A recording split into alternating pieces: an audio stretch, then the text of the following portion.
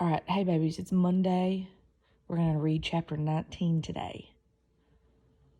Ronnie Day Cooper was small and blonde and ran faster than anybody in our grade. He was almost always smiling, and if I was going to like somebody, I suppose it would have been him. He was real friendly, even when people were kind of rude, and he never picked on other kids. But he was bad in math. Not in adding or subtracting, but in multiplication, and pretty well stunk so much that every time he raised his hand or got called on, I just closed my eyes and waited it out because I knew it wasn't going to be right. Sometimes I'd think, man, Ronnie, you need to hang it up. But he kept on trying, and I respected him for not giving up, even though it looked like a losing battle to me. So I was supposed to sit with him during study time and show him how I'd learned the times tables. But I couldn't remember how I learned them, except that Mama and Daddy just kept saying them to me and asking me questions or making me recite them, and I kept trying, and pretty soon I knew them all.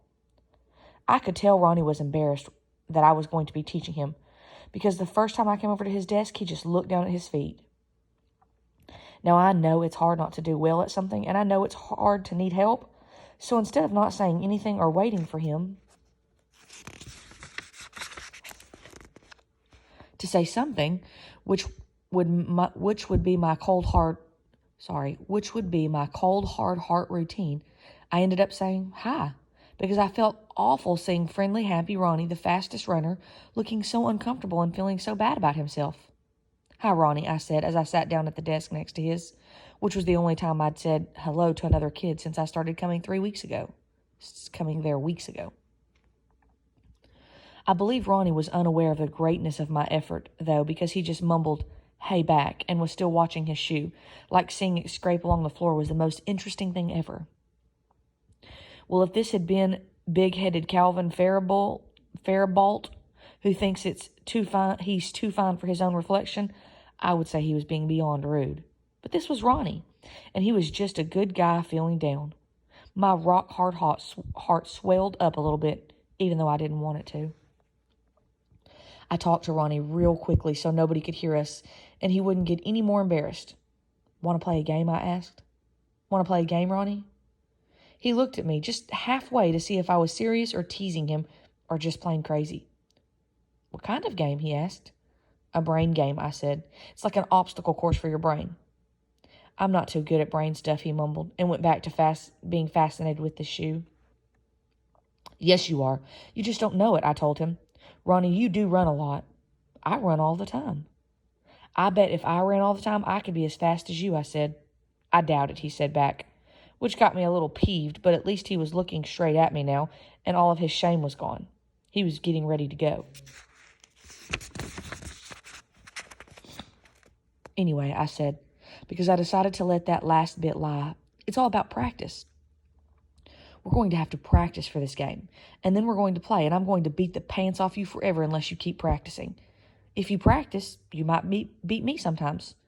Do you want to play or not?" Now, I know that we were at the point where either Ronnie gets insulted, spits on my shoe, and says, "Forget it," or he gets fired up and says, "Let's go." And I could see both ideas were going through his head at the same time, because he was looking at my shoe and moving his mouth around like he was putting together a big goober. But he was also scraping his shoe real fast across the floor like he was getting ready to hop to it. "Okay," he finally said. "What are we playing for?" "I don't know," I answered. "We could play for who gets to go first next time." "Nah, that's baby stuff. Let's play for quarters." Well, I liked that plan for two reasons. I liked that Ronnie was a competitor, because that meant he was going to try, and this whole thing wasn't going to be as boring or pitiful as I thought. And I also liked it because I knew I was going to make some money. "All right," I said, and I decided in my head that almost every time we played my game, I'd challenge Ronnie to a running race at the end of the day so he could win his money back. Or some of it anyway. But our races would have to be in private so nobody would think I was having any fun. Then I showed Ronnie what he had to do to practice. We started with the easiest multiplication you can do other than times anything, the 10 times tables. First, I showed him how every answer is just the number you're multiplying the 10 by with a 0 after it. Then I made him write out the 10 times table a bunch of times, and I did it with him so he didn't feel lonely. We had to say the 10 times tables over and over again backward, too. Then we quizzed each other with just the basics. What's 2 times 10, Ronnie? 20. What's 8 times 10, Ida? Like that till we were all warmed up. After 2 days of that, we were ready for Celebrity Challenge. For Celebrity Challenge, you can be anybody from any time, even from stories if you want. Ronnie wanted to be Carl Lewis, the all-around track star. And I was Queen Elizabeth for the first because she had red hair and she was Queen of England without a king or prince or anything. For this particular game, the first person to get 25 right wins. In the first round, you ask each other just the basic times table questions, but you can switch stuff around a little. You can ask, what is 12 times 10? But you can also ask, what is 10 times 12? In the second round, you can add or subtract a multiple too, like, what is 10 times 10 minus 2 times 10? If you need a sudden death tiebreaker, you can be very complicated, but you have to be fair. You're not supposed to use paper, but I let Ronnie use it the first couple of times, and I did beat the pants off him too, a lot. But over time, I could tell he was practicing at home because he was getting better and trickier. Sometimes he'd want to play even when we weren't in study time, like when we were lining up to go outside, and he thought he'd come up with a particularly sly question. Hey, Ida, he'd say, a quarter for one question? Just one question for a whole quarter. Come on.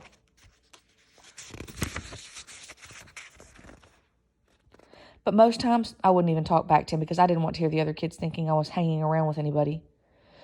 The only way Ronnie could beat me was if he went first, and every once in a great while, he did it. But I never beat him at running, even though I got closer, so it was fair. I'd race him at the end of the day, while everybody was waiting for their buses, if nobody was paying any attention. We'd sneak out behind the school and run from the first yellow line on the playground to the back fence. Then I'd give him a quarter, and we'd walk back to our bus lines, acting like we didn't know each other at all. And I almost had fun with Ronnie, but I'd never tell myself he was my friend because I met him at Ernest B. Lawson Elementary School. Okay, we're going to do chapter 20 tomorrow. But, so Ida's finally, she's coming out just a tiny, tiny bit. And she's got a friend, sort of. They're practicing, they're helping each other. So, hopefully, maybe she'll get more friends. We'll see. We'll find out tomorrow. Bye, guys.